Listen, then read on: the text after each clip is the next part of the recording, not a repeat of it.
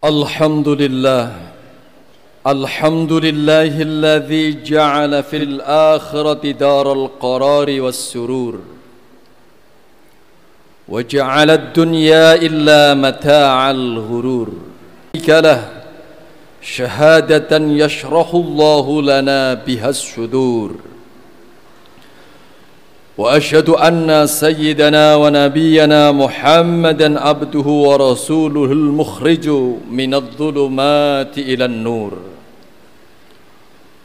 اللهم صل وسلم وبارك على سيدنا محمد وعلى آله وصحبه صلاة وسلاما دائمين متلازمين إلى يوم البعث والنشور أما بعد فيا أيها الناس اتقوا الله حق تقاته ولا تموتن إلا وأنتم مسلمون.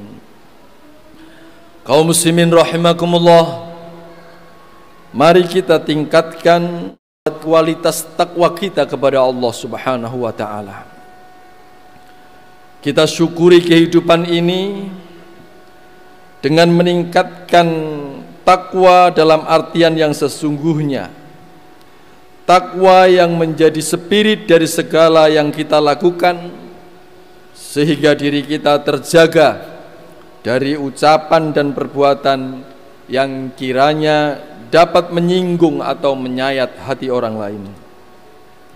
Takwa yang mendorong kita untuk selalu merasakan pandangan Allah dekat melekat dengan tingkah laku kita, sehingga jangan sampai kita melakukan hal-hal yang melanggar tatanan agama Allah, yakni ad-dinul Islam.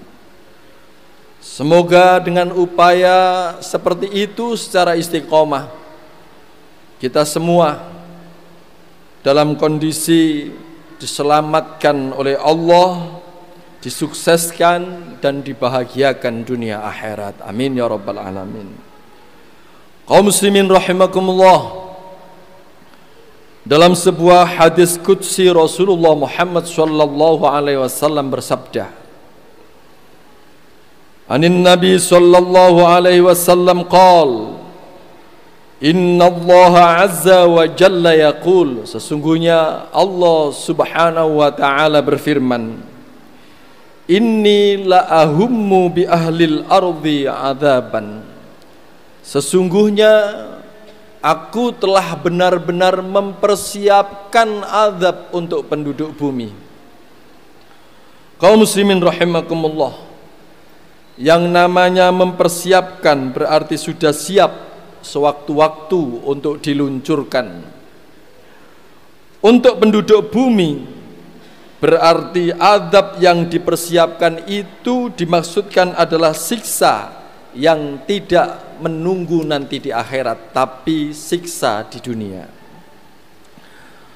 Azab di dunia adalah keadaan hidup yang sangat menyiksa, sebagaimana adanya bencana, adanya banjir bandang, adanya gempa bumi, adanya tsunami, adanya badai, hujan es, atau menyebarnya virus dan semacamnya. Termasuk yang dimaksud azab dunia itu adalah permasalahan yang menimpa kita atas kesalahan kita, tapi kita tidak menyadarinya, bahkan malah bangga. Kaum muslimin rahimakumullah, namun begitu fa idza nadartu ila ummari buyuti wal mutahabbina fi wa ilal mustaghfirina bil ashar saraftu wa adzabi anhum, rawahul Baihaqi.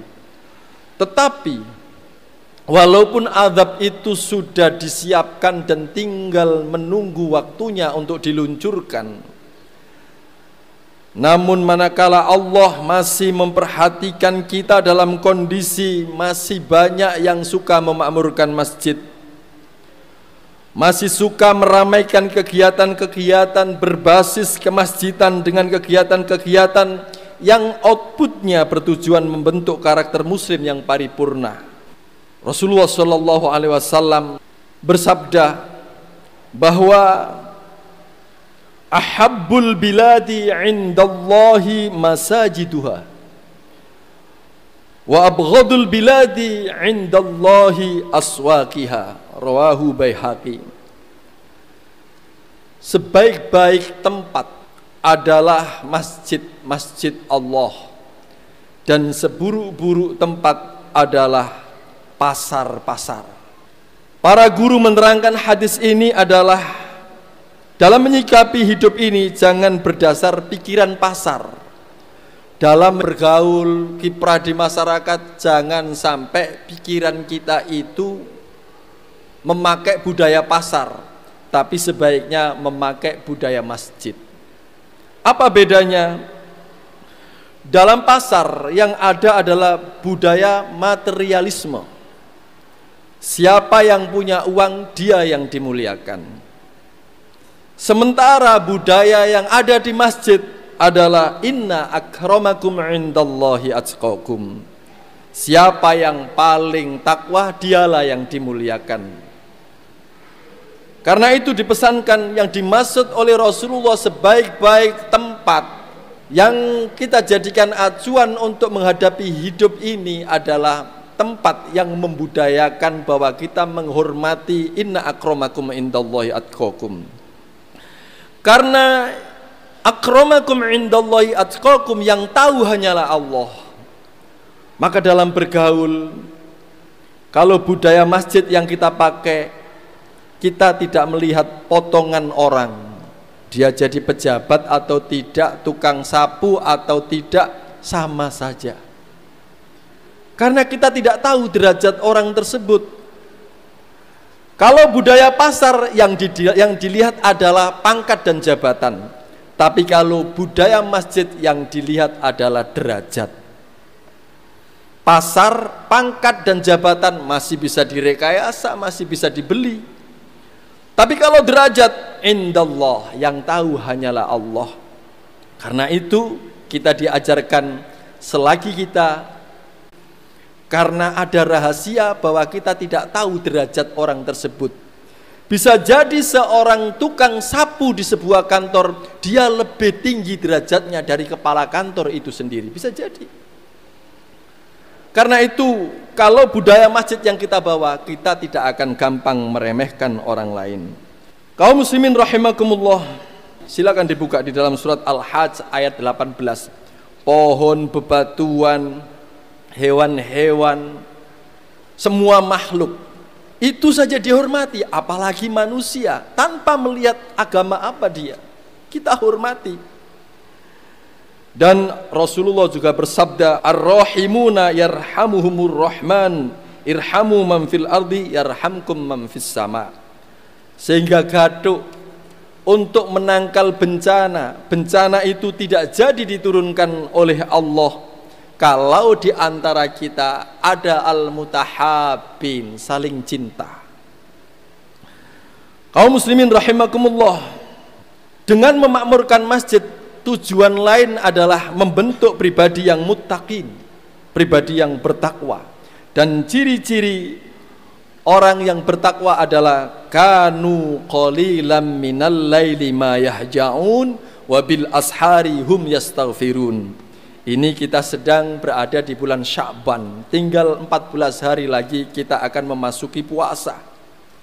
Tempat di mana kita digembleng untuk bangun sebelum subuh, dan di situ kita dibentuk supaya bangun sebelum subuh dan mengutamakan istighfar atas salah kita kepada Allah, atas kurangnya ibadah kita kepada Allah, atas khilaf kita kepada sesama. Diperintahkan untuk istighfar. Karena ciri-ciri orang yang bertakwa adalah yang bangun sebelum subuh dan melakukan istighfar.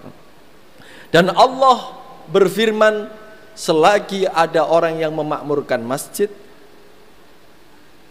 selagi ada orang yang menjaga kasih sayang, selagi ada orang yang sebelum subuh masih mau istighfar, maka bencana itu akan dianulir oleh Allah. Allah Maha Kuasa atas segala sesuatu.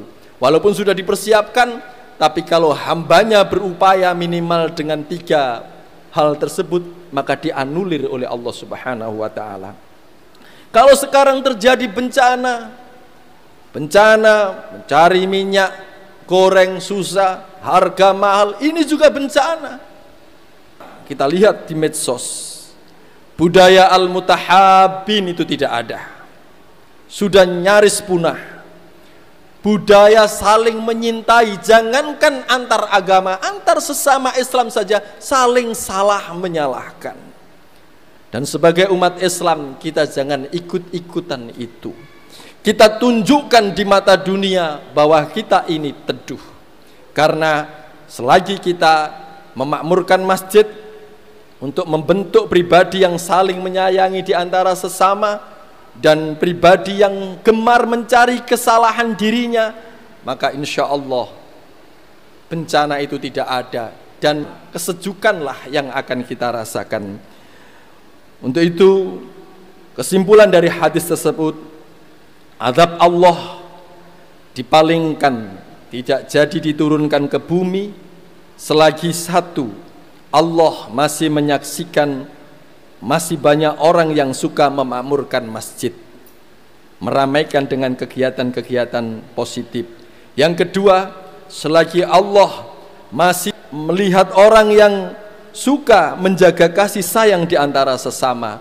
Dan yang ketiga, selagi masih banyak orang-orang yang lebih sering introspeksi dirinya daripada mencari-cari dan membahas kesalahan orang lain. Apalagi jika membahasnya bukan berdasarkan ilmu, tapi berdasarkan praduga saja. Misalkan label halal diduga sama dengan topinya paus misalkan. Itu kan hanya praduga, bukan berdasarkan ilmu. Untuk itu marilah kita berdoa, semoga kita semangat menebar kedamaian. Lebih-lebih dalam bernegara dan bermasyarakat. Sekiranya kita tidak bisa menebarkan kedamaian, setidak-tidaknya semoga jangan sampai kita ikut-ikutkan membuat kegaduhan. A'udzubillahi minasyaitonir rajim. Bismillahirrahmanirrahim.